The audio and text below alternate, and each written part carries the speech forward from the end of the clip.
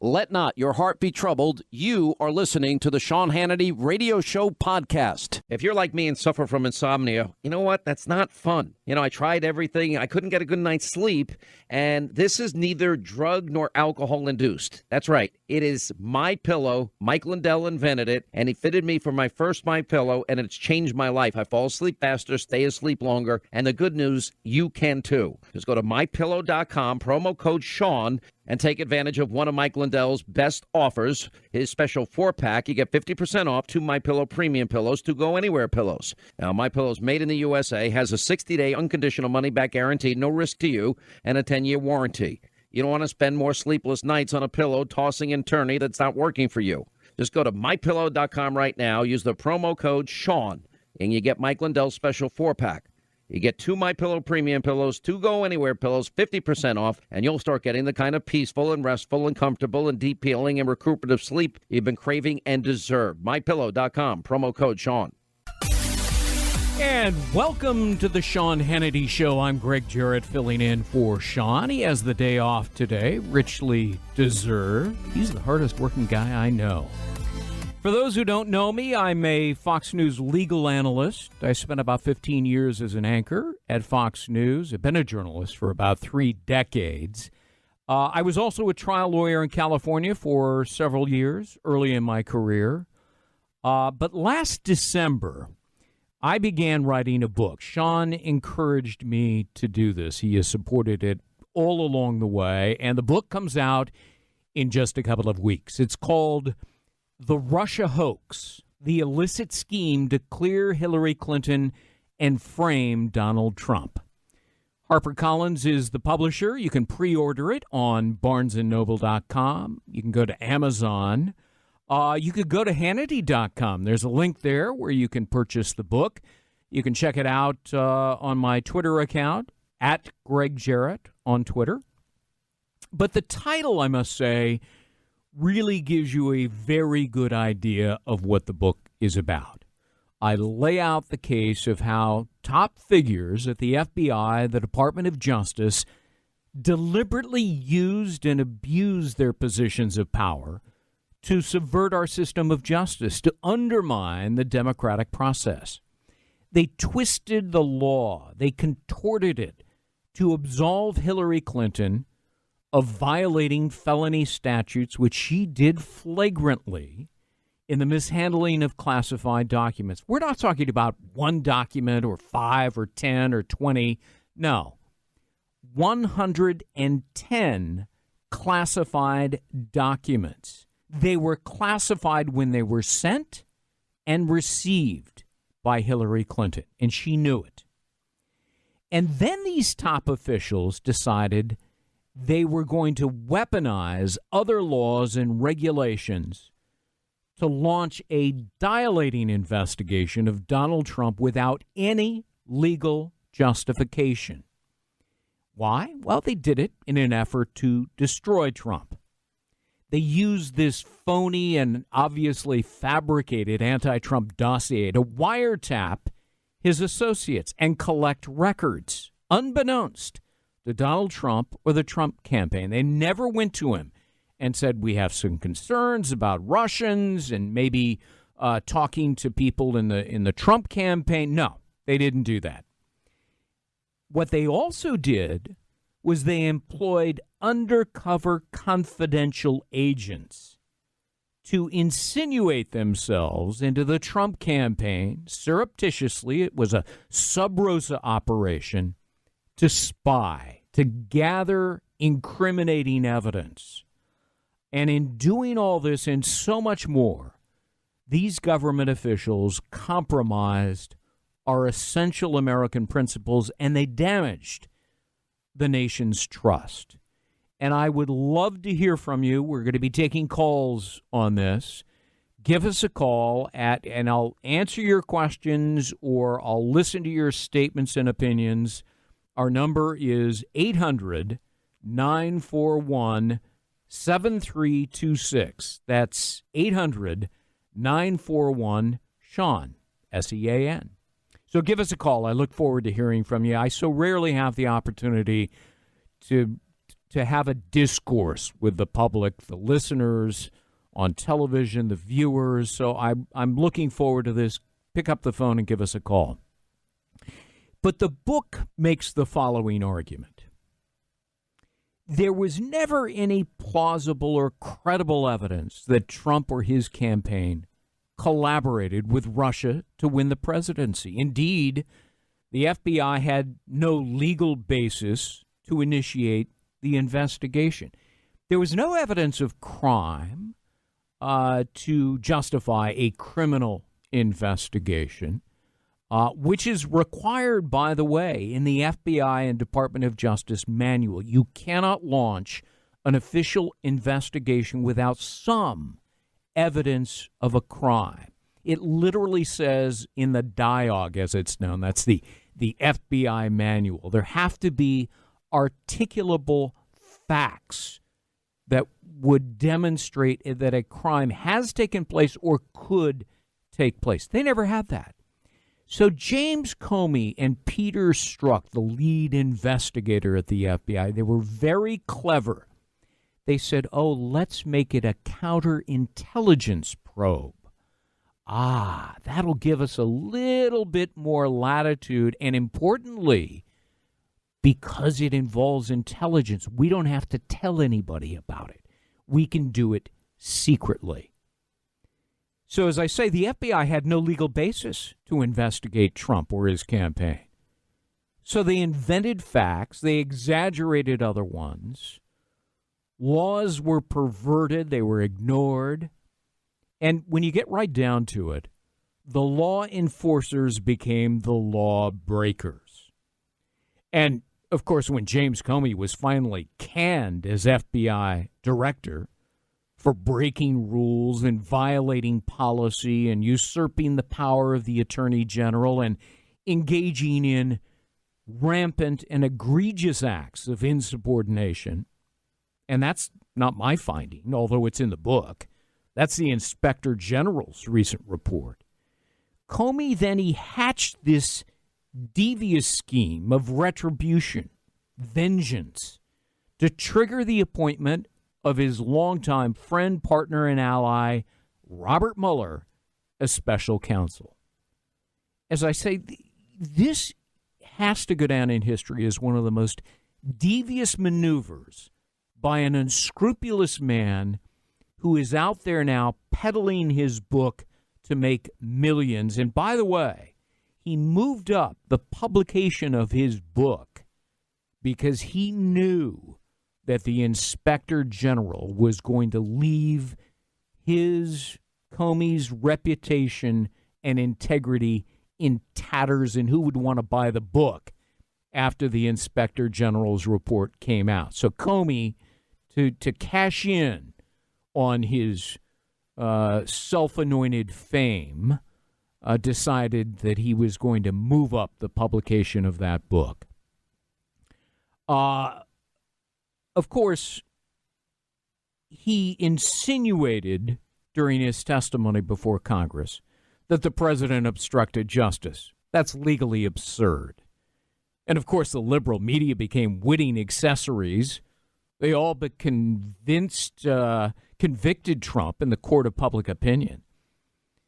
Did you ever hear any reporter ask the fundamental question, how is collusion a crime? Where is that written in the criminal codes? Well, it's not. They never bothered to look it up.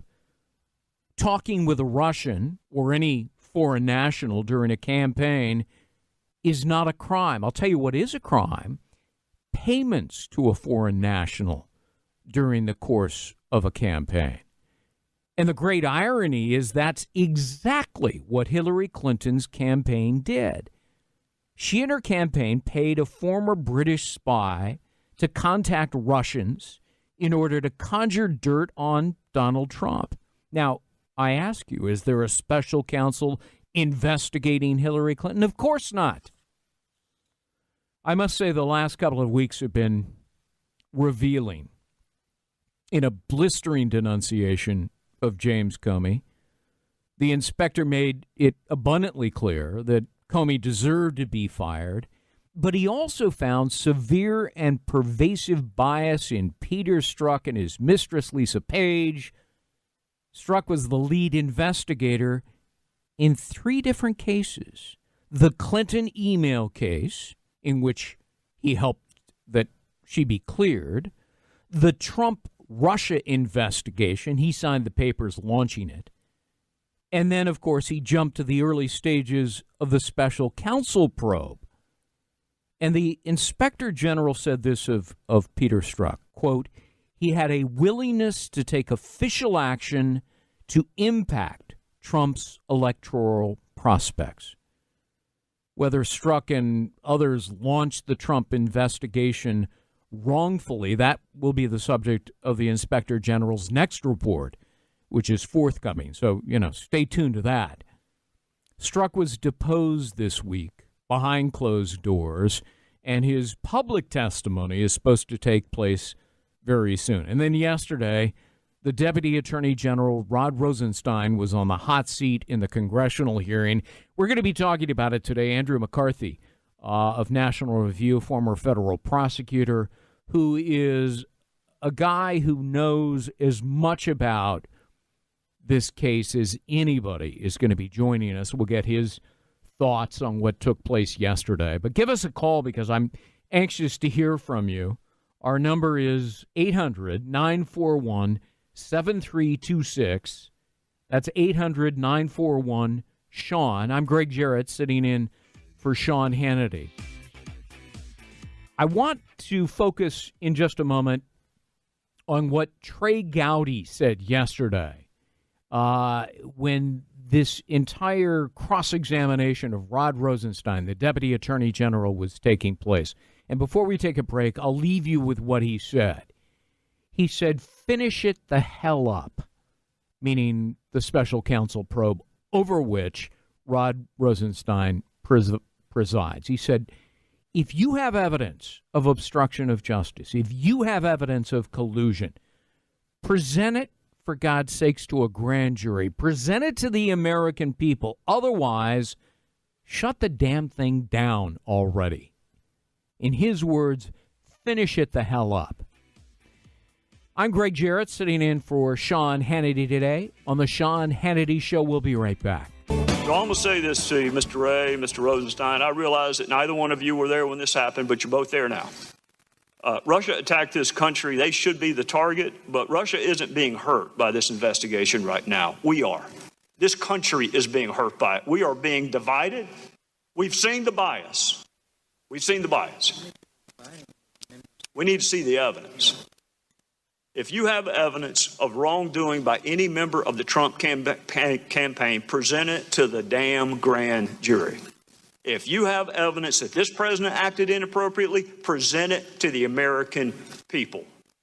There's an old saying that justice delayed is justice denied. I think right now all of us are being denied. Whatever you got, finish it the hell up, because this country is being torn apart. I'm Gregg Jarrett in for Sean Hannity. This is the Sean Hannity Show. That was Trey Gowdy yesterday, and that was the most, in my judgment, memorable moment in yesterday's hearing, in which the FBI Director Christopher Wray, but mostly Rod Rosenstein, the Deputy Attorney General, were on the hot seat. And, Rosenstein repeatedly weaseled his way around answering some of the most critical questions, claiming he couldn't or wouldn't respond because the Inspector General's investigation is still pending, or the Mueller probe is still pending, or because information is classified. You know what? It was the typical Washington two-step, offering up vacuous excuses to avoid and deflect and cover up. Let's go to one of our callers. Kevin calls in from Memphis, Tennessee. Kevin, how are you? Good, Greg. How are you? I'm well, thank you. What do you think? Well, listen, as far as Rosenstein yesterday, his smugness really got under my skin, as does all their smugness. But I have a quick question as to why does President Trump not just say, look, hand over all all the papers to Congress. Do it now so that we can speed this up. What is Right. Is there some kind of legal problem for him to do that? I'm glad you said it. I mentioned this 2 nights ago on Sean's television show. I said the president is in charge of the executive branch. He's in charge of the Department of Justice and the FBI. He had already ordered them to comply with all subpoenas. He needs to, in writing, order the Department of Justice, and specifically Rod Rosenstein, comply with this outstanding lawful subpoena by Congress, turn over these documents related to the FISA warrant applications, related to these undercover confidential informants. They were spies. Let's just call them what they are. And if Rosenstein doesn't comply, then the president of the United States should fire Rod Rosenstein. And in the alternative, the president could order that the documents being sought be handed over by the Department of Justice to the White House counsel, who can then give it to the congressional committees that issued the subpoenas. So, Kevin, it's a great point you make. I'm glad you made it. Let's go to one more quick caller, John in Mobile, Alabama. John, you there? Hey, Mr. Jarrett, how you doing? I'm well, thank you. Call me Greg. Okay. If I ever meet you, I will. One of the things that we've been hearing is about the FISA court judges and how they were lied to. And to me, the more I thought about this, if you had all this bias in the FBI, which we know about, why couldn't there be bias in these FISA court judges? They, Strzok and Page knew some of these judges. I'm convinced that... Oh, they did know. In fact, they knew one of the judges quite well. And, John, hang on. We're going to get to it in just a moment. We'll be right back. And welcome back to the Sean Hannity Show. I'm Gregg Jarrett, in for Sean Hannity today. I've got a book coming out in a couple of weeks. It's called The Russia Hoax, The Illicit Scheme to Clear Hillary Clinton and Frame Donald Trump. And the title pretty much tells the story, except when you buy the book, if you buy the book, and I hope you do, you can read the details. I lay out in excruciating detail with 700 footnotes. Everything is sourced. No anonymous sources. Everything is sourced.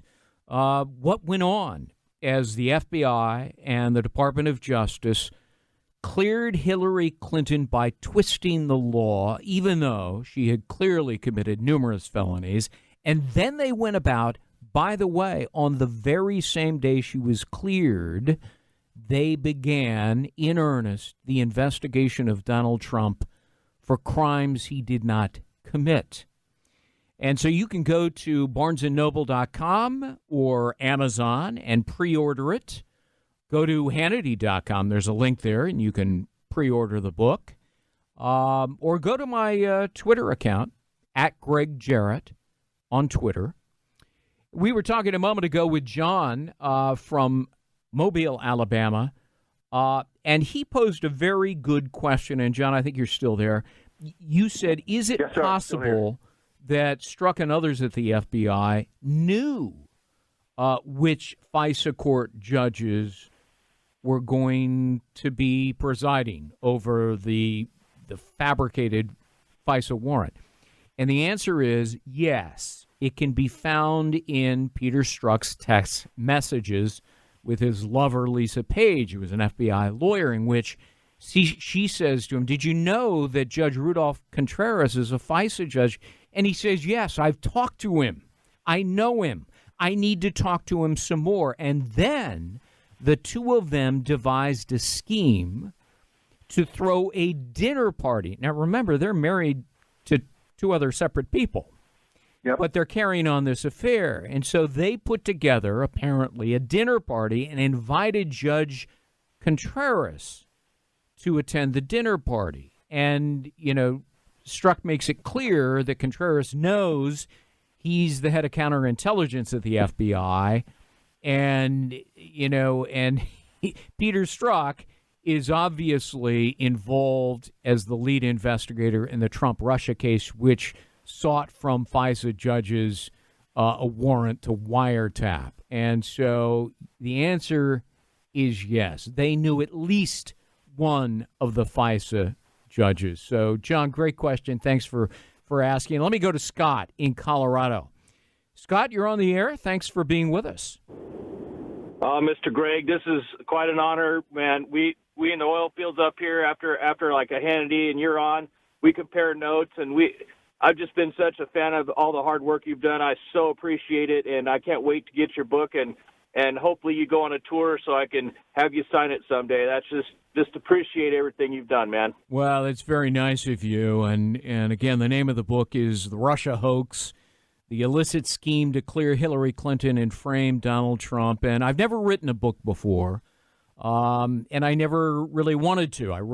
I've written over the last couple of years 200 or 300 columns. A lot of them were on this subject. And, I was on Sean's show quite frequently, and he said, you ought to write a book on this. And somebody needs to lay out the evidence and the facts. And so I decided to write this book. I started writing in December. I wrote every word of every page of this book. No ghostwriter, no co-writer. It was a difficult task because it is so vast. And I, read through thousands and thousands of transcript pages of testimony and poured through thousands of government documents. And a lot of this stuff was not easy to dig up. Even some of the documents in a British court involving the defamation claims that are being made against the former British spy, Christopher Steele, who, came up with this dossier, anti-Trump dossier. I invite you to actually read the dossier. You can find it online. It is good for a laugh. I mean, on its face, it is utterly preposterous, claiming, Trump-Russian collusion, that Putin and Trump were colluding as far back as 8 years ago, as if Donald Trump, somehow was clairvoyant and knew he was going to be president, much less Vladimir Putin. I mean, it's preposterous, and so I have read it. And it reads like a very horrible author or two or whatever. They don't. It's unintelligible. But I just wanted to thank you because for us oil field guys, when you lay out an argument, you're clear, you're concise, and we can understand it without legalese. Well, thank you so much, man. I mean, look, there's a lot of the law in the book, but I tried to make it really simple and straightforward so that non-lawyers could easily digest what it is I'm saying. And I worked very hard with the publisher. We went through several edits. We got to simplify. I mean, I submitted more than 100,000 words. I think we pared it down to about 85,000 words, or more than 1,000 footnotes, and we got it down to about 700. So we tried to simplify this thing down to its core, its very essence. Scott, if I'm in Colorado, I hope I see you. Thanks very much for calling. Let's go to another caller. Steve joins us from Minneapolis, Minnesota. Hey, Steve. Hey, Greg. I look forward to getting your book. Thank you. We all know about the whole thing going on in the Justice and FBI, and it's all in the executive branch. And you got to wonder how in the world is what's being done and what's not being done happening. And I think I have the answer, and I want your opinion. All right. I think the original mole in the Trump campaign was Jeff Sessions, and everything else is a shiny object. And if you put Jeff Sessions as the original mole, you get every answer to every question you have. Well, it's not a bad notion, but it assumes one thing, that Jeff Sessions was smart enough to be a mole. Well, he except does not strike me. It answers every question, Jeff or Greg. It answers every single. Well, it would, because it would have to be somebody who was intimately involved in the campaign. And, of course, Jeff Sessions was at Trump's side in many of the campaign events. And so it's, it's not a bad notion. I will say this about Jeff Sessions. He has to go down as one of the most feckless, ineffective, clueless, oblivious attorney generals in American history. And that's saying a lot, because there have been some attorney generals in the United States that were just downright awful, and a couple of them that were as dumb as a bucket of hair. But Jeff Sessions is the biggest mistake Donald Trump ever made since he was elected president. He'll tell you that. He'll be the first guy to tell you that. And, why Jeff Sessions hasn't just, held a news conference and said, you know what, I'm in over my head. I don't know what I'm doing. I really am doing a disservice to the United States of America being the Attorney General. I've recused myself from an important case. I deceived the president. I knew I was likely going to recuse myself. I didn't alert him. I should have. It was a deep betrayal. My bad. I'm resigning. But Jeff Sessions, I'm told by the people I talk to at the Department of Justice is he comes to work every day and they hide him in a closet. I mean, he's left out of everything. Decisions are principally made by Rod Rosenstein. And Jeff Sessions is, I don't know what he's doing in his office, twiddling his thumbs. Maybe, he's watching Barney. I don't know. But thank you for your call. I appreciate it. Let's go to our next caller. Doug in Daytona Beach joins us. Doug, how are you? Greg, I'm doing fine. Great to talk to you.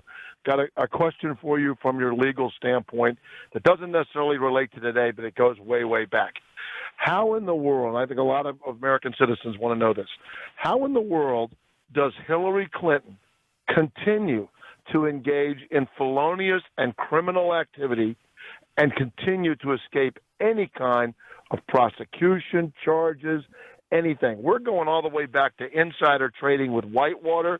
She had 900 files in the residential area of the White House, FBI files on American citizens in the residence of the White House that had her fingerprints all over it. I mean, you just go step after step after step. Right. And she never gets charged. This woman's got Teflon. I mean, she is super Teflon. Yeah. How does she continue to avoid that? Well, look, I devote an entire chapter. Chapter 4 is entitled Clinton, Greed, and Uranium 1.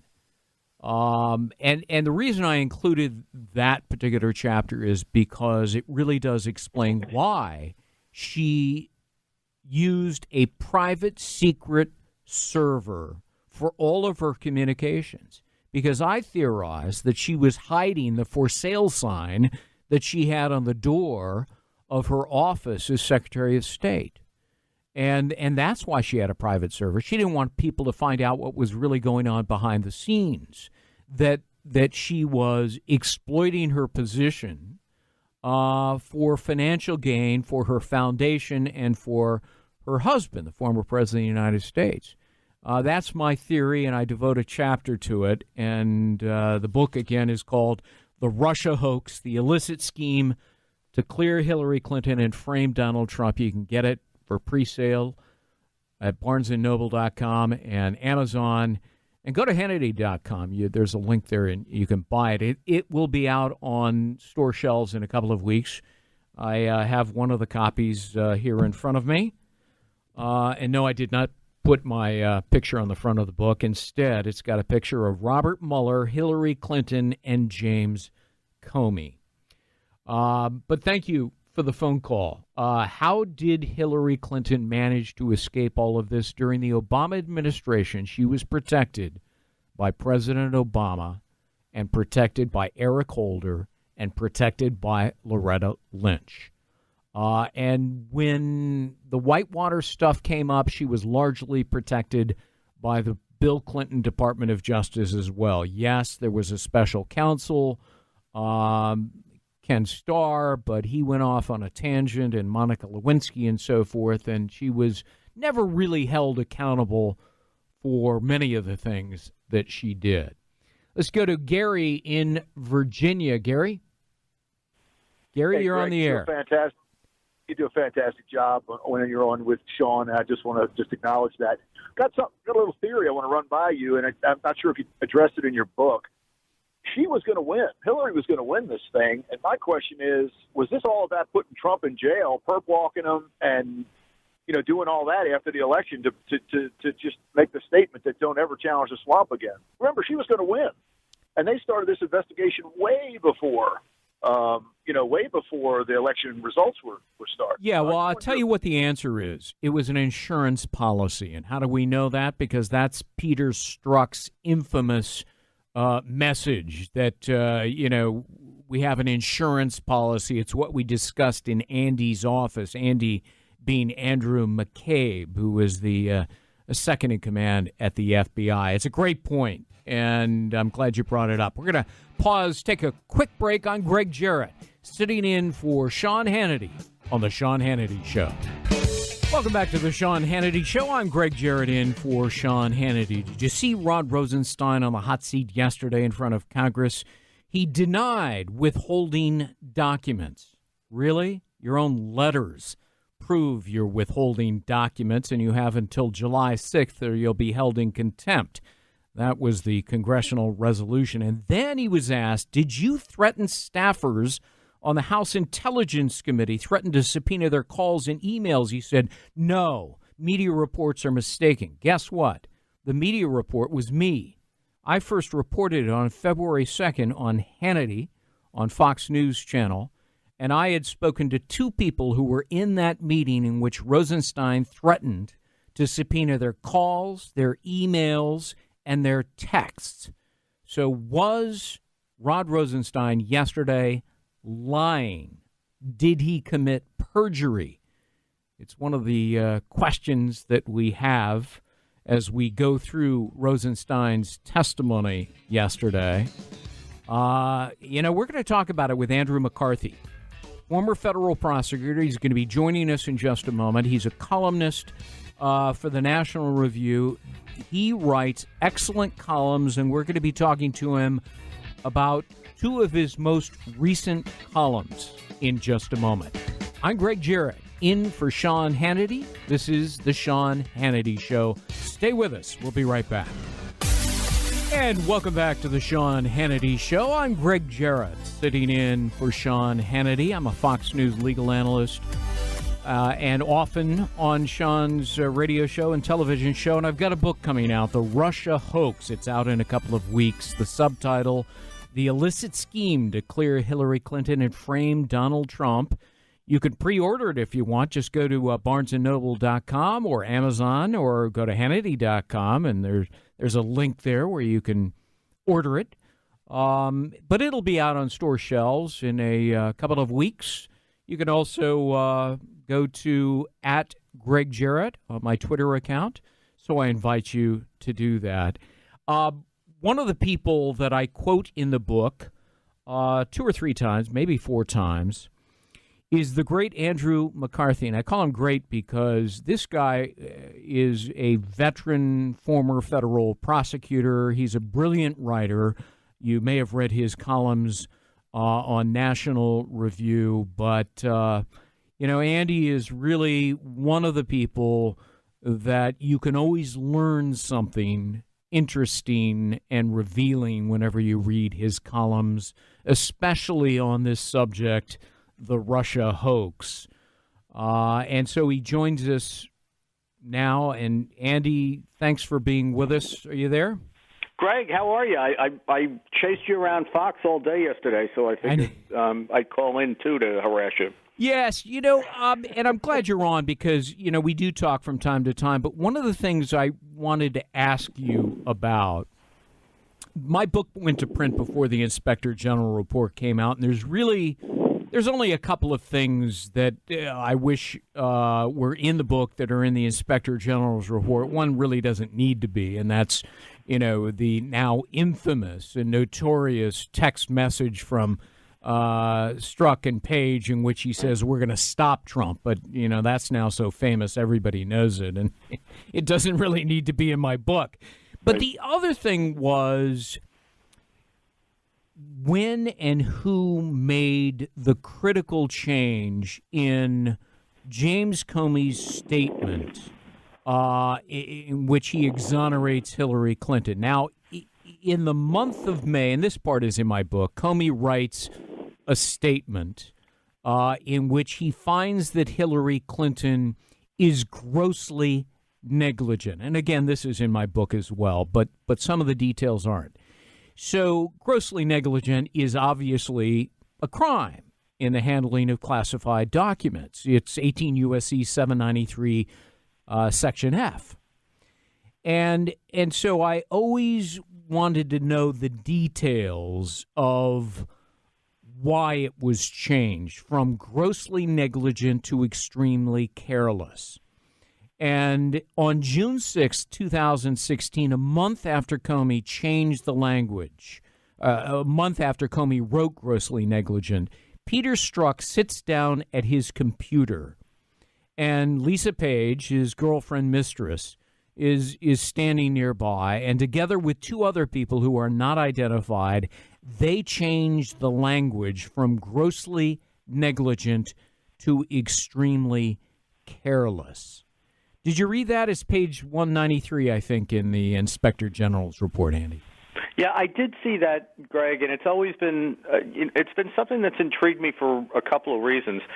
I remember when this first arose as an issue, I think it was Judge Mukasey, who I had the honor of trying the blind shake in front of all those years ago, who later served as with distinction as Attorney General, was a longtime judge in New York. But it was he who I think made the key point here, which is that if a judge was actually going to give the jury instructions at the end of a case about what gross negligence means, what the judge would tell them is that it means extreme carelessness. It does. So the two things are interchangeable, and it's clear that the reason that they removed it is because this was supposed to be an exoneration, and if you leave the language of the statute that they're accused of or they're being investigated for violating and you say they did it, it reads more like an indictment than an exoneration. Right. But the thing that's always intrigued me about this is I really think, and I still think, that the gross negligence / extreme carelessness thing is almost ingenious on the part of the FBI and Comey and the Justice Department in particular, because I think if you look at this with all of the intent proof that you could marshal, including the thing that the FBI left out of its calculation and that the Inspector General didn't seek to second guess them on, namely that she set up this offline system, making it thereby inevitable, given the nature of her job, that there would be classified information transiting through the system. I think that this would have been a pretty straightforward, straight intent case. And if I had been a prosecutor designing a prosecution on it, I would have argued it as an intent case and made gross negligence my even-if fallback position. Like, even if you don't believe our mountain of evidence that she intentionally, willfully did this, you can still convict her if you find that she was grossly negligent. Right. So I just think they did a big head fake here to try to get us to talk about this as if she didn't do this willfully and intentionally. Well, and there's another statute, 1924, in which they could have brought a case against her. And one of the revealing things in the Inspector General's report is that, Comey hangs his hat on, she didn't intend to violate the law or jeopardize national security. And so the Inspector General asked him, well, where do you get intent under the gross negligence statute? They seem incongruous. And Comey replies, Well, it was my understanding that the gross negligence statute requires some intent. And he said he got that from the legislative history. Right. Well, I looked at the legislative history because originally when the Espionage Act was passed by Congress, it didn't have the gross negligence provision. That was added in the late 1940s. And as a Supreme Court opinion explained later on, that was because Congress wanted to present a lesser provision so that it wasn't just intent, but it could be gross negligence. And yet Comey says the legislative intent, was to have intent in the gross negligence statute. That's just not true. Yeah, another reason this is offensive, Greg, is every single day in courtrooms throughout the United States, federal prosecutors go into court and tell federal judges, you are not at liberty to rewrite statutes by looking at the legislative history. There's a lot of instances of courts trying to add or change the essential elements that a prosecutor has to establish beyond a reasonable doubt in order to convict someone.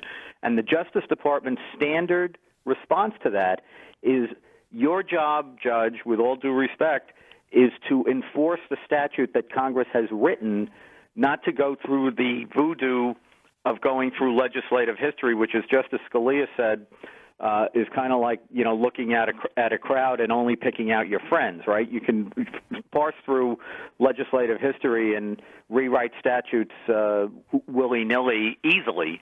What we're supposed to do, especially when a statute presents an unambiguous set of charging language, is you're supposed to apply the statute as it's written. And you're quite right that the Espionage Act as written by Congress is basically a sliding scale of about 6 different levels of conduct, ranging from what you would think of as traditional espionage at the top, that is, people who commit offenses with an intent to harm the United States, to, in the middle, these kind of willful offenses where you may not have to intend to harm the United States, but you have to act knowingly, knowing that you're putting classified information at risk. And then at the very bottom, you have these gross negligence offenses. And Comey was wrong to say that this is not a predicate for criminal liability traditionally. Every state in the country criminalizes negligent homicide, for example. Mm-hmm. And in this instance, what we're talking about is not a generally applicable law where you're applying negligence to everybody in a criminal context. You're taking a very special class of people, namely government officials who have been indoctrinated in the handling of classified information and who are trusted to handle it in a responsible way, right, and punishing them, but not until they've been indoctrinated and you can prove that they knew what they were doing and they were authorized. Yeah, if it wasn't Hillary Clinton, but Jane Smith or, John Taylor, with 110 classified documents on a private email server, sent or received as classified, would that person have been indicted? I don't think there's any question, and I think if you look at the military justice system, you'll see just those kind of cases. Brian Nishimura, in particular, really stands out at me. This is a naval reservist who even the FBI in their press release said he did not have malicious intent, and yet they charged him and forced him to plead guilty to it for the very same thing that Hillary Clinton did, except on a much smaller scale. So was it pure sophistry for Comey to claim in his televised statement that no reasonable prosecutor would bring such a case? Oh, I think this was a predetermined outcome. As somebody who knew and admired Comey for many years, I'm sorry to see him participate in this, but I think the fact of the matter is, the Obama Justice Department was never going to authorize charges against Mrs. Clinton. President Obama essentially said as much publicly in April of 2016 when he said that he didn't want her charged, and he laid out this theory this bogus theory of the Espionage Act that they ended up using. Sure, he said. And I think the FBI just went with the flow. It was a conversation he had with Chris Wallace on Fox News Sunday, and you're correct about the date of that. And that was the clarion call. That was the signal by Obama. She's careless, but not grossly negligent. And that is exactly the language that Comey then used. But nobody accused President Obama of an attempt to obstruct justice in unduly influencing a pending investigation and potential prosecution, unlike the allegations against President Trump. Well, of course not, Greg, because this is justice we're talking about now. Can I keep you over? I want to take a quick break, and if you can hang in here for just a couple of minutes, we're going to be back with Andrew McCarthy. He's quoted in my book, which comes out in a couple of weeks, The Russia Hoax, the illicit scheme to clear Hillary Clinton and frame Donald Trump. Go to BarnesandNoble.com and pre-order it, or Amazon. We'll be right back. I'm Gregg Jarrett, sitting in for Sean Hannity on The Sean Hannity Show. Welcome back to The Sean Hannity Show. I'm Gregg Jarrett, sitting in for Sean Hannity. We're talking about the Russia hoax.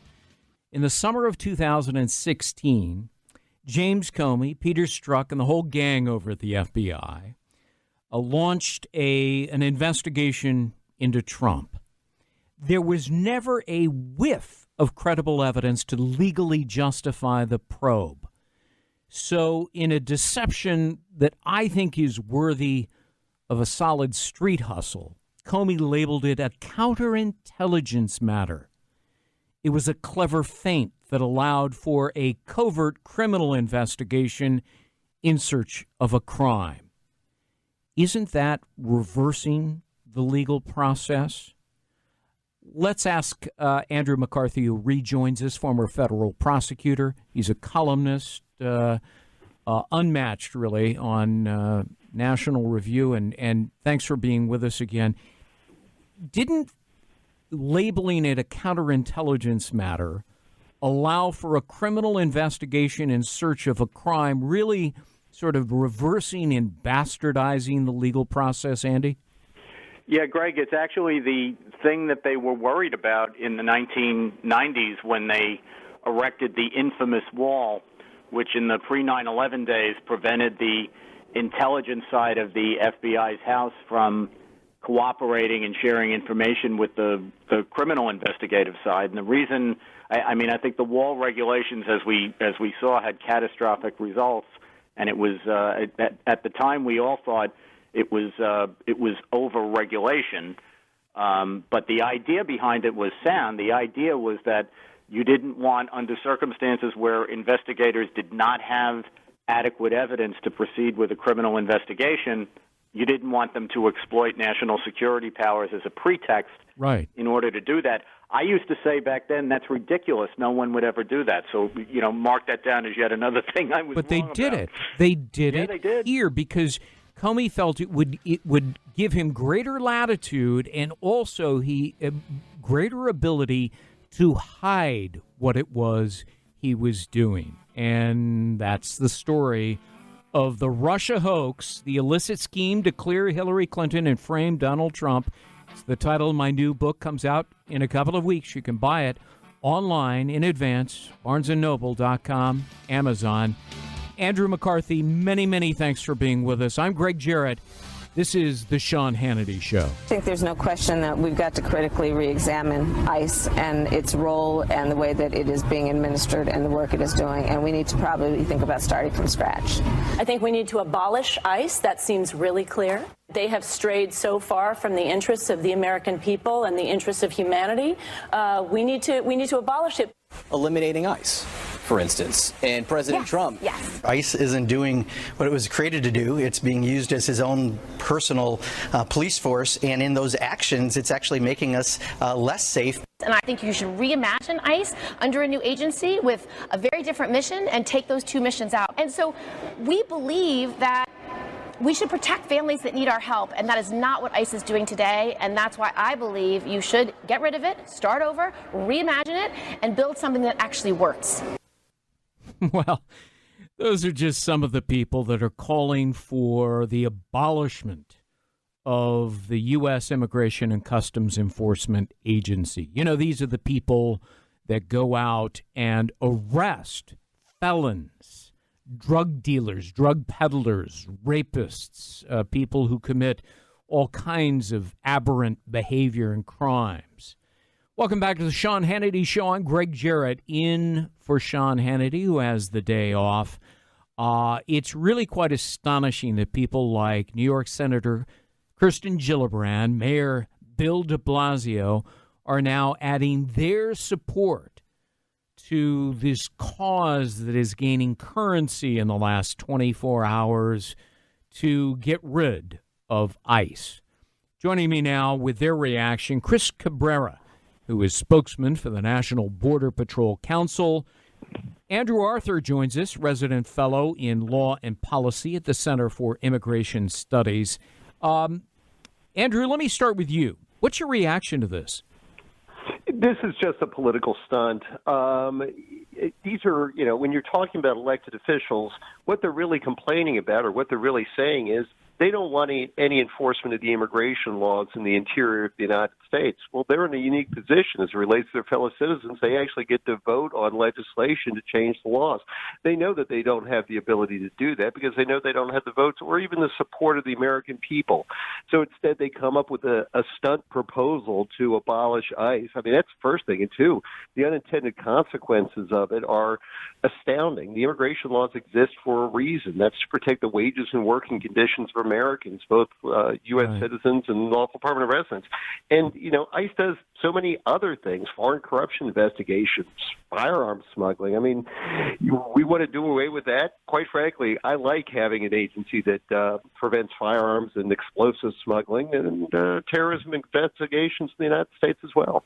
Chris, when you hear people like Senator Gillibrand and Mayor de Blasio and others saying, get rid of ICE entirely, aren't they really saying, let's just have open borders, criminals, come on in, have at it. We'll be a sanctuary nation for all, including hardcore criminals? Yeah, I think they're just trying to deflect from the fact that they're not actually doing their job or getting it done. I mean, ICE is doing exactly what it was designed for, which is enforce the laws that Congress puts out there. These Congress, the people in Congress don't want to actually repeal these laws that they don't like. Instead, they're trying to abolish an entire federal agency, and that's just ridiculous. Yeah, now, Chris, you were recently talking on another network about some of the terrible things that you have witnessed while working at the border. Describe that. I think that was just the tip of the iceberg. What we see out there is, as far as unaccompanied children, we don't mean, kids that are coming in groups with other people. There are kids that are, as young as 2, 3, 4 years old that are out there traveling alone. We found kids, 11-year-old boy a couple years ago that died of exposure in the brush, and he had a little Pokemon belt on, and that kind of stuff really hits home when you see young ones in the river that you have to pull out that didn't quite make it. I think what people are missing, the point that they're missing is these laws are a deterrent. These prosecutions are a deterrent for people coming in this way because too many people fall victim to these smugglers on the way here. How do you feel about a border wall? Andrew, let me put that to you. Andrew, how do you feel about a border wall to to help ICE and Border Patrol agents? I think that putting barriers in place where we need barriers in order to prevent, large-scale movement of people, in order to prevent vehicles that might be carrying drugs or other contraband across the border is important, but as long as we have the bad laws on the books, the current iteration of the credible fear law, the TVPRA that requires all unaccompanied alien children to be sent to HHS within 72 hours, all the walls in the world aren't going to stop the flow of individuals who are exploiting the loopholes in the laws in order to come to the United States. I think that Chris, makes a very good point. The fact is we are encouraging these children to come to the United States. We basically are putting a big, lollipop at the border to encourage people to come illegally with these bad laws. There were, we just saw two bills. They had their flaws, but they actually addressed those loopholes. And quite frankly, I hope that they bring those provisions up as standalone legislation. Let's get those passed, and that'll help us get control of the border as well. Is it disappointing, Andrew, that congressional leaders like Paul Ryan, Speaker of the House, cannot seem to get the remedies passed through legislation? Well, we actually saw a large number of votes in favor of the Goodlatte bill. I think it was 192 votes, which contained E-Verify. Chris will tell you, if you have a mandatory E-Verify in the United States, that's going to make his job and the job of all of our Border Patrol agents a lot easier because people aren't going to come here for jobs they can't get. When I was an immigration judge, the fact is probably 98% of the people that I saw came to the United States to work. And if they can't work, they're not coming. Yeah, Chris, it's a great point that Andrew makes, is that, not everybody that comes to the United States is a criminal or has designed to commit crimes within our borders. Great many people just want to come here for a better life. But the problem is, they don't wait in line. They don't apply legally, and instead they slip across our border and they're looking for jobs. And that does a disservice to all of those people who tried to do it legally and properly by applying to come to the United States. Isn't E-Verify really a solution if it is mandatory? Yeah, I think it is. It is one of the different things that we need in there. And you hit the nail right on the head.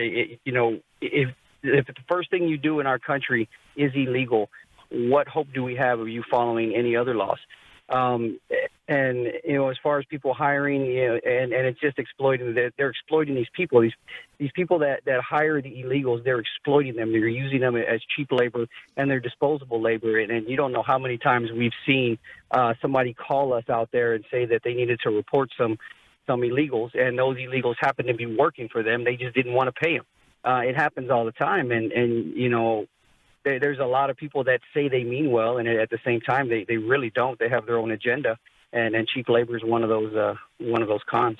Andrew, Congress has plenary power over immigration, and they've passed laws that makes it illegal to be here illegally. And if you commit a crime, that changes the equation dramatically, and yet you have states and cities and counties that have passed their own ordinances and laws making them sanctuaries. How much of an attraction is that to people coming to the United States illegally, knowing they can go to San Francisco or other places in California and essentially be protected? That's exactly the point. I mean, sanctuary cities are another magnet that draw people to enter the United States illegally. They know that they can go on American media, find these cities, go there, and they know that they'll be perfectly safe because we have thousands of ICE agents, but the fact is we're a country of 330 million people. Finding any individual alien is like looking for a needle in a haystack. That's why we have, hundreds of thousands of aliens who are under final orders of removal. They've received due process. They've completed their cases. There's nothing more they can do. They're under final orders, and yet they're still in the United States because we can't locate them. Can you imagine if we can't locate the people who have already been ordered deported, what it's going to take to find people that we haven't even identified? Yeah, sanctuary cities are a bad idea. There's one immigration law in the United States, and that is the immigration law that's been set by the United States Congress. San Francisco doesn't get its own immigration policy. California doesn't get its own. And to think otherwise is ridiculous Right. because, quite frankly, Well, you're not going to keep that person in California. They can go anywhere in the union. And, their downstream effects are significant. right. And it's in the Constitution, by the way, the Supremacy Clause.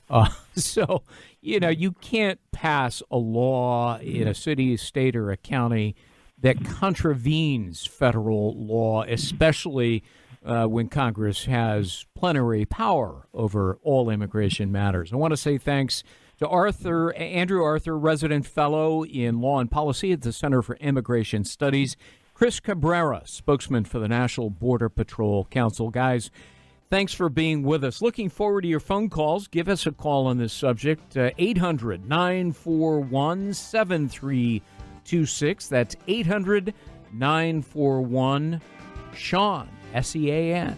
Sean's not here today. This is the Sean Hannity Show. I'm Gregg Jarrett, sitting in. We'll be right back with more of your calls.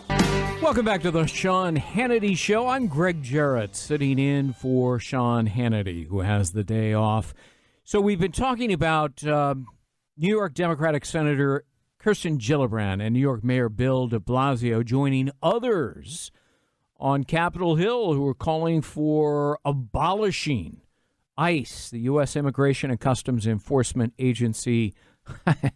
So what do you do about, all of those people who are thousands and thousands that they arrest who have committed crimes, and many of them violent crimes? Do we just let those people go free, continue committing crimes? Let's go to our telephone lines. John joins us in North Carolina. Hi, John. What do you think? Hi, Greg. Continuing on the border, we have a sovereign nation with borders, and so does Mexico. Why not sanction Mexico and stop all trade with them if they allow illegals through our borders? Make them protect the border or no trade. Then they'll have something to lose. And on the other hand, if they cooperate, then give them a better fair trade deal. I think that's a great idea. I mean, the downside, obviously, is that we do get a great many products from Mexico that are less expensive because of their cheaper labor, and that would hurt American consumers. But there have to be ways that we can threaten to punish Mexico without hurting the American consumer, to get them to protect the egress from their borders into the United States. John, I think it's a great idea. Let's go to Bill in Arizona. Hey, Bill, what do you think? Hey, Greg. Thanks for taking my call. I enjoy watching you, listening to you frequently on Hannity. Thank you. TV show. One of the things that occurred to me here recently is once again highlighting the hypocrisy of the left. You have all these people calling for the abolition of ICE because they have overstepped their bounds and all this other jazz. But, it seems a little odd to me that the FBI seems to have overstepped their bounds a little bit, but I don't hear anybody on the left wanting to get rid of the FBI. I find that a little hypocritical. That's a great point. Well, look, hypocrisy is endemic in Washington, D.C. It's a way of life among politicians. And, if they're moving their lips, they're probably lying. Except for the guy we're going to have on next, which is Louis Gohmert, congressman from Texas, who has always been a straight shooter. And I've known him for a great many years. He was a judge before. He was a captain in the U.S. Army.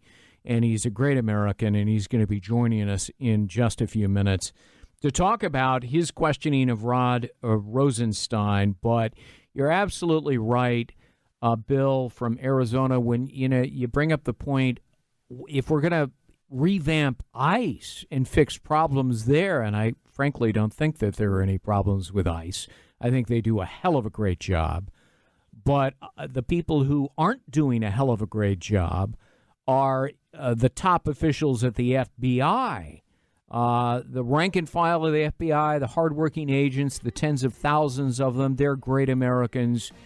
They don't break the law. They don't abuse their positions. But people like James Comey and Andrew McCabe and Peter Strzok and Lisa Page and that whole gang of individuals who appear to have committed corrupt acts, those people and those like them, that needs to change. I'm Gregg Jarrett, in for Sean Hannity. This is the Sean Hannity Show. You said earlier Bruce Orr was not working on the Russia investigation. Let me ask you, here's my knowledge. To your knowledge, did you not know that Bruce Orr was meeting with Christopher Steele, getting the information about the dossier and supplying that information to the FBI at the same time his wife Nellie was working for Fusion GPS that was helping Hillary Clinton? Did you not know he was doing that for the FBI? Correct. You did not know that? Correct. Okay, so he officed a couple of doors down, but you had no idea that he was actually the go-between to get that information. Welcome back to the Sean Hannity Show. I'm Gregg Jarrett, in for Sean Hannity. The voice you heard there was Congressman Louis Gohmert during yesterday's congressional hearing questioning the Deputy Attorney General, the ever-clueless Rod Rosenstein. And we're very pleased to have with us Congressman Louis Gohmert, who you should know before he became a congressman was a very fine district court judge in the state of Texas. And Congressman, thank you for being with us today. Well, it's my pleasure, Greg, and I can't wait for your book to come out. And I am thrilled you're the guy that has put all this stuff together because it really ought to go in the novel section because it's just so unbelievable that all of these things that we now know are true actually are true. It's just unbelievable. But we're living through it. And I couldn't believe Rosenstein would feign the kind of ignorance he did. He didn't know Bruce Orr was the one that was getting the information from Christopher Steele and supplying it to the FBI. My gosh. And I don't know if you saw, but at the end, I was trying to pin him down on whether he actually read that final application for warrant where they got a warrant extended again from the FISA court, and he played ridiculous word games. I'd say, so you read it and approved it. I approved it. So you took out the word read it. You didn't read it. I didn't say that. I know. No, what incredible word games. But he is not as good as, say, Strzok. Strzok is very good. He can lie, and he knows it. He knows you know it, and he could probably pass a polygraph.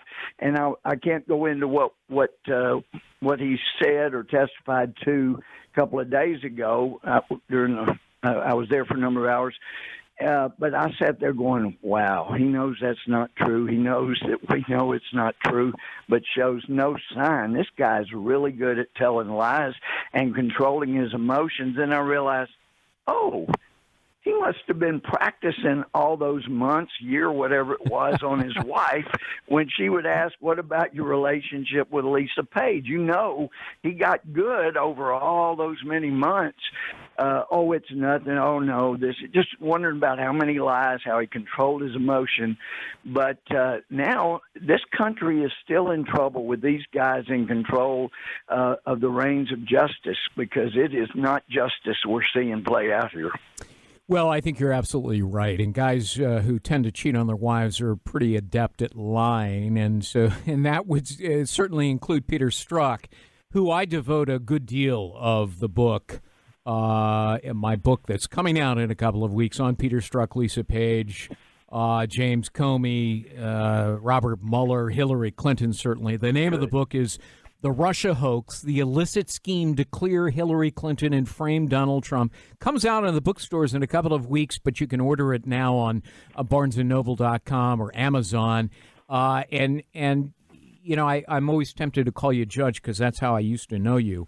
But now you're a congressman. You were fantastic. Well, you were with Court TV first time I met you, and you covered a murder trial that we had to move to Dallas on a change of venue.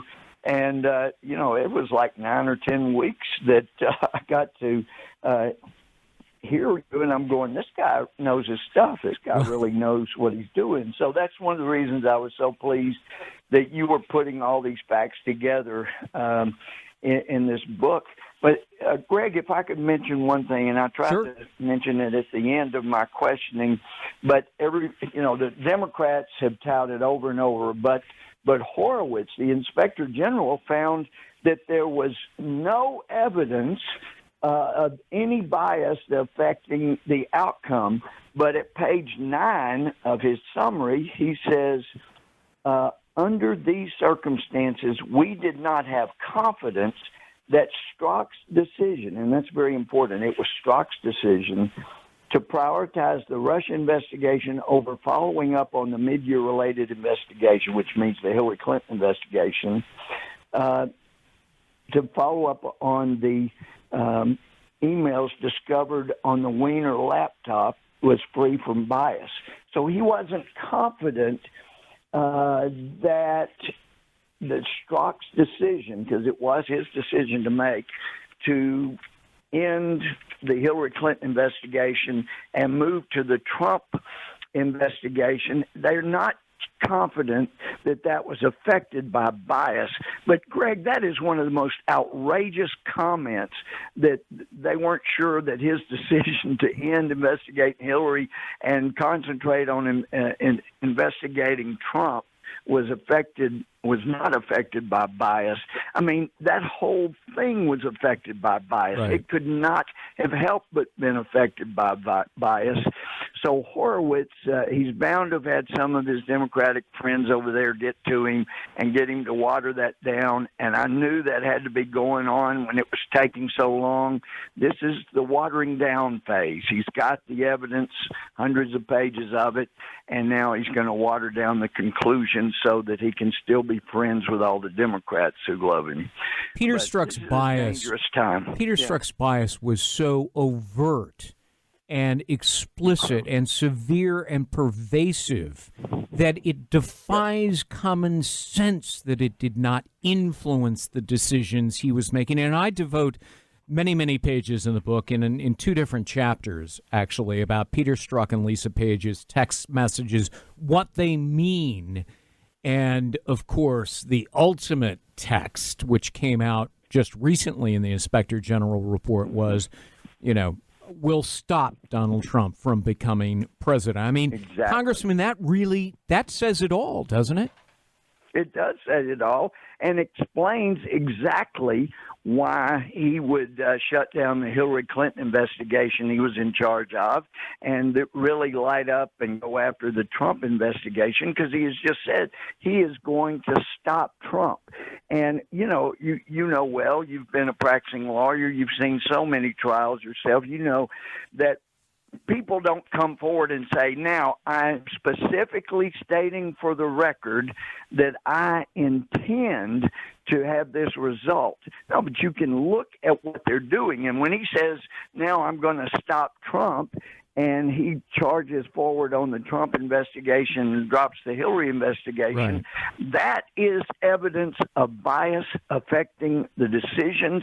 And I don't, it's just incredible that both Horowitz and current powers that be would allow that to stand as an official statement. Well, and it was such an evasion or prevarication when the Inspector General said, essentially, I can't prove with documents or testimony that their bias influenced the decisions that they made.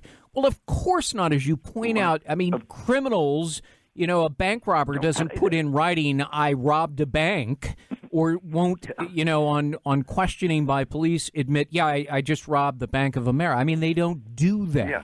So you don't need that. You can show what they did, and that itself, in conjunction with other things that were said, those are proof. Just like, when the president, President Obama said, I don't believe she intended any violation, any crime. Right. Well, he just set the tone. He just transmitted to his buddies that, here's the word. Right. We're saying she didn't have intent. And that word was again used in our hearing, that we don't think there was any intent.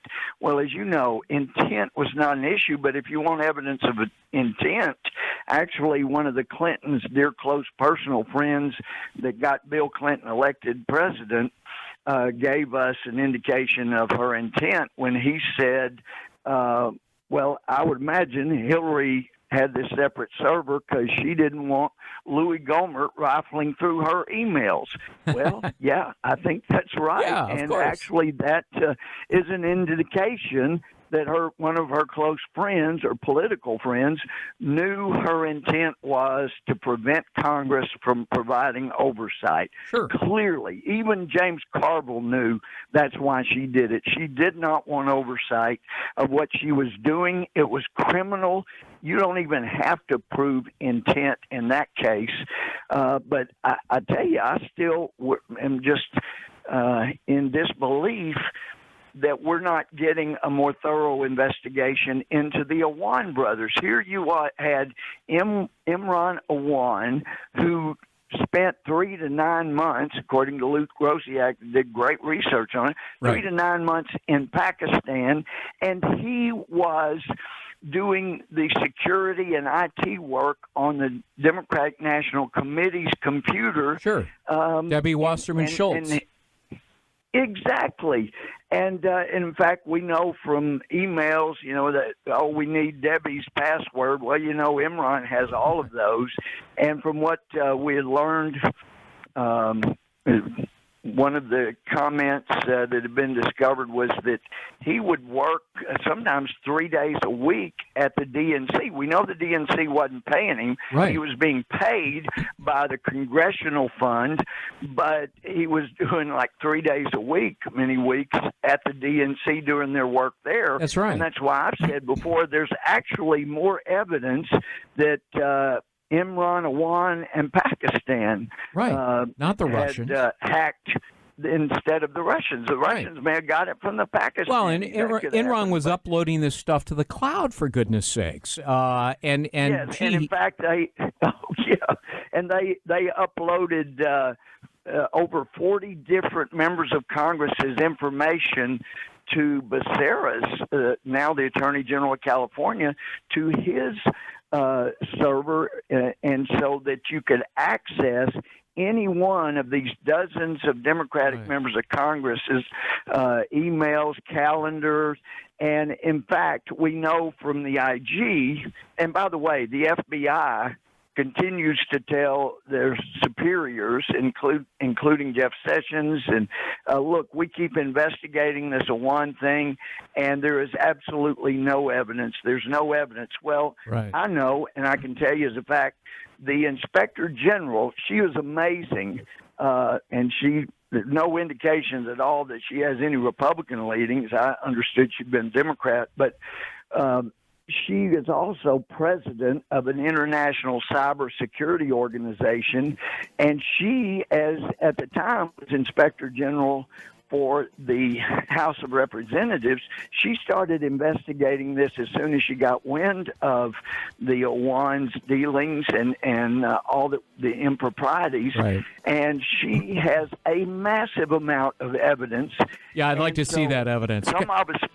Congressman, I'm up against a break. Let me ask you to stand by for just a moment. We're talking with Congressman Louis Gohmert, who was there yesterday questioning Rod Rosenstein. I do want to ask him about Rosenstein's refusal to recuse himself. We'll be right back with more of the Sean Hannity Show. I'm Gregg Jarrett, in for Sean. Welcome back to the Sean Hannity Show. I'm Gregg Jarrett, in for Sean Hannity. Yesterday, Rod Rosenstein, the Deputy Attorney General, said, if it were appropriate for me to recuse myself, I would be more than happy to do so. We're talking with Congressman Louis Gohmert, who used to be a judge. And Congressman, put your judge hat on, if you would, for just a moment. Rosenstein was interviewed by the special counsel as a key witness a year ago this month. You can't be a witness, an investigator, a prosecutor, and a judge all rolled into one, can you? No, you cannot. He is one of the most recusable people in the whole group. If he had had an ounce of ethics and morality, he would never have accepted the responsibility. He was involved in the original Russia investigation, the Russia trying to get U.S. uranium, and they squelched that, as the way it looks to me, in order that the sale could go through so that Hillary could get $145 million to the Clinton Foundation. Like you say, he's a witness. He wrote the letter that got Comey fired. He has all kinds of reasons that he's recusable, and the fact that he still continues to recuse himself tells you this is not a moral, ethical leader that is handling this stuff. It seems pretty clear to me. Congressman Louis Gohmert, many thanks for being with us this Friday. We always appreciate it. I'm sending you my book, The Russia Hoax, The Illicit Scheme to Clear Hillary Clinton and Frame Donald Trump. I hope you'll read it. Well, that I guarantee you I will, but that's one of the very few things we can accept. We can accept a book. But anyway, thanks so much, Greg. Thanks for all your great work. Congressman, thank you very much. All right, we're going to pause and take a quick break in just a moment, but give us a call. Our number is 800-941-7326, 800-941-SEAN. Want to talk to you about my book, The Russia Hoax. You can go to barnesandnoble.com or Amazon and pre-order it. It'll be on store shelves in a week. Welcome back to the Sean Hannity Show. I'm Gregg Jarrett in for Sean Hannity today. We've been talking about a variety of subjects, including immigration, a movement by Democrats to abolish ICE, the Immigration and Custom Enforcement Agency. Gee, that's a great idea. Not. We've also been talking about the Russia Hoax, which is the title of my book, which comes out in a couple of weeks. And speaking of which, there's some breaking news reported by Fox News. The headline is Michael Flynn's sentencing delayed by Mueller team for the third time. For those of you who haven't been following it all that closely, Michael Flynn has been accused of giving false and misleading statements to the FBI when he was interviewed by two agents, one of which was the infamous Peter Strzok. It turns out that Peter Strzok and the other agent who interviewed Flynn came away from the conversation and told James Comey and then Attorney General Sally Yates that Flynn was telling the truth. And yet Robert Mueller, the special counsel, knows better than the agents who actually were there and interviewed Flynn and accused Flynn and charged him with lying. Even though the agents who interviewed him said he was telling the truth, he was not lying. Well, the information from those agents is what's known as exculpatory evidence.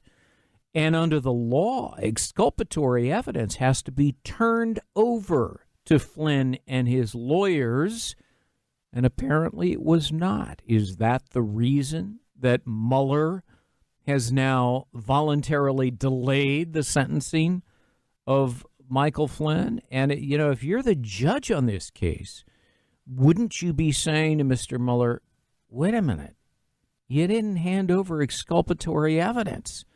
Why should this man plead guilty? I'm going to set aside the plea and dismiss any potential charges against him. That's a possibility. At any rate, we don't know, but Flynn wasn't sentenced today, and I suspect I know the reason why. Let's go to our telephone callers. Tim joins us from Enterprise, Alabama.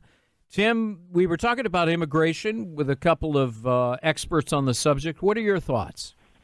Well, when are these open border folks going to realize that our sovereign borders are akin to the walls of our house? The vetting process is just like looking through the peephole. Are you going to invite somebody over to your house that is not going to abide by your house rules? If Uncle Joe comes over and he's just a slob and just destroys your house, are you going to let him just hang around and say, hey, thanks, Uncle Joe, it's nice to see you? All these people that are so well-off, affluent, I'll bet you they live behind controlled borders. They live in controlled doorman high-rises. Do you think some of these actors and actresses would like me to go out to their walled-in enclaves and say, hey, your house is nicer than my house. I'm just going to move in. And while I'm here, why don't you do my laundry? Why don't you feed me?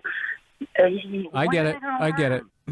Let me just say that not all immigrants are slobs. So I'm sure you didn't mean to imply that. But look, the analogy is an apt one that we have gated communities. We have walls in our home to protect ourselves. Why aren't we protecting the border as well? So it's a good point. Let me go to Benjamin in Phoenix, Arizona. Benjamin, thanks very much for being with us. What are your thoughts? Oh, hey, Greg. Can't wait for your book, all that kind of stuff, but I want to get to what I'm going to say. I'm a former Navy SEAL, and I wanted to just offer my thoughts. I got back from overseas service right about when Obama was coming in, and I saw, I think, what was going on for what it's worth. And I think where we're at right now is we are in a cold civil war, and this is part of just a phase of what has been against us for arguably the past 100 years, which is socialism, communism, Nazism, which is basically good versus evil. It's your classic. But I'm just going to hit a couple points on this. In the beginning, they came out with World War I, Woodrow Wilson with progressivism, Lenin with the Russian Revolution. And with that, the concept of concentration camps came from the Gulag, which is communism. Socialism, the Nazis came around after communism and just copied them. And then World War II happened, and they won, whether on both sides, whether the Nazis won or we won as the Allies. Communism, socialism survived and became solidified. So draw the point together for me, will you? Yeah. Then the Cold War. I mean, if we actually think we won the Cold War, I think we're just coming out of an occupation by socialism with this cold civil war. We're turning the tide back right now. And everybody listening over the past decade has been involved in this, whether they want to or not. Right. They're trying to put their policies, the taxes, the getting rid of the Bill of Rights. That's what this is all about. All right, Benjamin in Phoenix, Arizona, thank you for your thoughts. We appreciate it. Let me go to James in California, who has a pretty good question, I think, about abuse of power. James, thanks for being with us. Yeah, no, my pleasure. You guys are awesome. And it seems to me that these guys are so arrogant that they've done this before. It's so coy. It's so evident by the testimony and how they answer the questions that this was not the first time that they abused their power, be it in a political situation or otherwise. So what's your feeling on that? Yeah, I think you're absolutely right. This is the arrogance of power, and power tends to corrupt. And as the old saying goes, absolute power corrupts absolutely. And I think this is what has happened as the Department of Justice and the FBI have evolved over the years. They view themselves as above the law, and that they are accountable to nobody, that they operate in their own world. And, I blame Congress to some extent, because until recently, they have never held the Department of Justice and the FBI accountable through oversight, which is their constitutional duty and right. And so for too long, when the Department of Justice and the FBI is faced with questions by Congress, the Oversight Committee or Judiciary Committee or the Intelligence Committee, they obstruct. They conceal evidence and hide information, and they conjure up some fake excuse. Oh, it's classified, or, it's an ongoing, and we can't answer, it's an ongoing investigation, which are utter canards, especially since all the members on the Intelligence Committee have security clearance for classified information. But because Congress didn't press them, they got away with it. And so they became accustomed to feeling as though we can do anything we want. We can abuse the law. We can abuse our positions. We can subvert the rule of law. And in this particular case, which is the theme of my book, The Russia Hoax, they can undermine democratic politics and an electoral democracy. That's what they were trying to do. They were trying. James Comey knew better than those dumb Americans, he thought, and I'm going to save the nation. I'm going to clear Hillary Clinton so she can be president, and I'm going to sabotage Donald Trump with a fabricated, phony theory. I'm going to frame Donald Trump, which is, again, the subtitle of my book is The Illicit Scheme to Clear Hillary Clinton and Frame Donald Trump. It is an abuse of power, and we've seen abuse of power periodically throughout American history. The most recent before this was certainly Watergate. But Watergate may pale in comparison to what is occurring now. Let's go to our next caller. Tom joins us. Tom in San Diego, which is a beautiful town. My cousins live there. Tom, thank you very much for being with us. What are your thoughts? Oh, hi. The question I have is why did Hillary set up this illegal email system? She risked so much given what she knew about the laws regarding using or sending classified information on something like this. Why did she do it? Well, I devote a chapter of that in my book, Chapter 4, and I believe she did it so that she could hide all of her activities, some of which were likely illegal, that she was using her government position to, in exchange for remuneration from foreign governments to the benefit of her foundation and her husband, she was using her position of power to influence the American government for the benefit of foreign countries. And, she didn't want to be subject to a FOIA request. And isn't it interesting that she got away with it for 4 years? She managed to avoid all FOIA requests for the course of 4 years. Every time somebody submitted a Freedom of Information Act request, the State Department said, we don't have those documents. We don't have any documents responsive to. And why? Because there was nothing on her account. Her account didn't exist. And it wasn't until the Benghazi Committee began to subpoena records that finally Hillary Clinton and her lawyers and the State Department coughed up the truth, that she had everything on her private email server, including 110 classified documents classified center received at the time, which is arguably 110 felonies by Hillary Clinton. And so I think the reason is clear. She thought she could get away with it. She almost did. But for Benghazi, we may not have known even now that she had all of her documents on a private server. Let's go to our next caller, Steve in Montana. Steve? Hi, Greg. I know you can probably have the answer to this in your book, but I don't want to wait the 2 weeks. There's two questions. One is, why is it was okay for Hillary to use Fusion GPS to find Russian dirt on Donald Trump, but the Democrats are so incensed about Donald Trump supposedly getting any dirt on Hillary? And the second question is, remembering that Russian lawyer, Natalia Novoskaya, or whatever her name was, right, who had the meeting with Donald Trump Jr., she met with Fusion GPS before and after that meeting. She's never been interviewed by the Mueller team.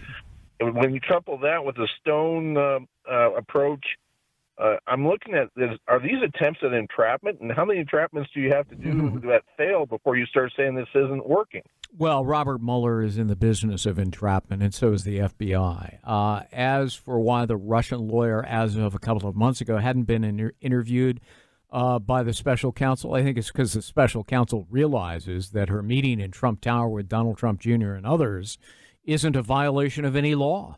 If you look at the Federal Campaign Election Act, it says foreign nationals can participate in campaigns. They can attend meetings. They can provide ideas. They can open their mouths and talk. It's not a crime to talk to a Russian. that was, one of the great myths perpetuated by Democrats in the media. Oh, this is collusion. Really?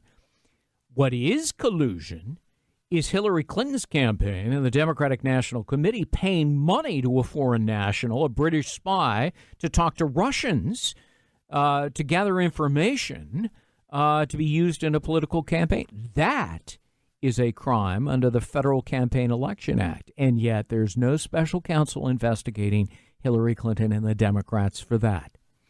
We're going to pause and take a quick break here. We're going to be back with more of your phone calls. Our number is 800-941-7326. I'm Gregg Jarrett, sitting in for Sean Hannity. This is the Sean Hannity Show. And welcome back to the Sean Hannity Show. I'm Gregg Jarrett, in for Sean, who richly deserves the day off today. It's been a great opportunity to be here for 3 hours to talk about my upcoming book, The Russia Hoax, the illicit scheme to clear Hillary Clinton and frame Donald Trump.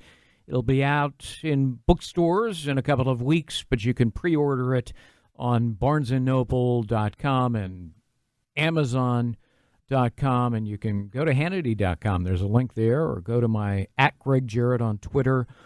But the title tells you what it's about. I lay out the case of how top figures at the FBI and the Department of Justice deliberately used and abused their position of power to subvert our system of justice and undermine the democratic process. They twisted and contorted the law to absolve Hillary Clinton, and then they went after Donald Trump without legal justification to frame him for crimes he did not commit. Thank you for joining us. It's been a great 3 hours. I'm Gregg Jarrett, in for Sean Hannity on the Sean Hannity Show. Have a great weekend, everyone.